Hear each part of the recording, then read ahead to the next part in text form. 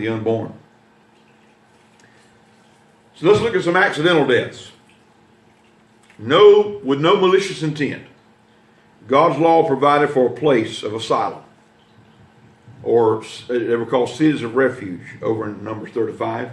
We won't turn back over right now, but in Numbers 35, if you do flip back there, verses 10 to 15, you'll see that cities of refuge were given as a place of asylum for someone who caused an accidental death. And God provided a place of refuge, city of refuge, where they would be safe from the avenger of blood, at least until the facts of the killing were brought out and could be determined.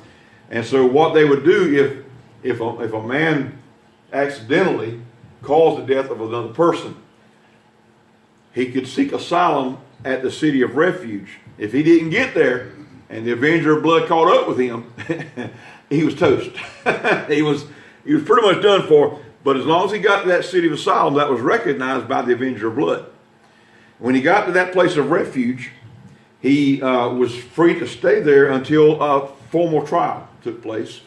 And city officials, after they heard all the evidence, they would decide whether a person would be permitted to remain under the protection within the boundaries of the city of refuge until the death of the high priest would set him free. Isn't that something? He could stay there as long as the high priest lived. Now, while that high priest lived to be a pretty old fella, he was confined for that long, but he could live till the high priest.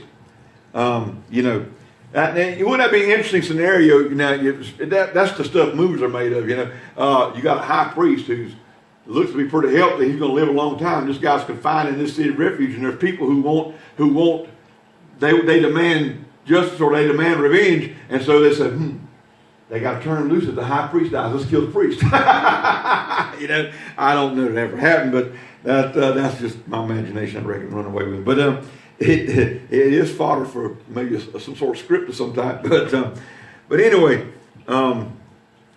accidental deaths. God knows that sometimes accidental death occurs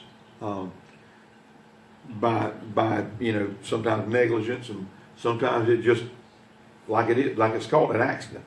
It just was not intended. It wasn't even necessarily someone's in most cases somebody neglected something. Either the victim himself neglected doing something they were supposed to do, or someone around them neglected something they were supposed to be doing. But God provided for that. He knew that accidental death is not a malicious, premeditated murder, and so God made provision for that. Now, listen.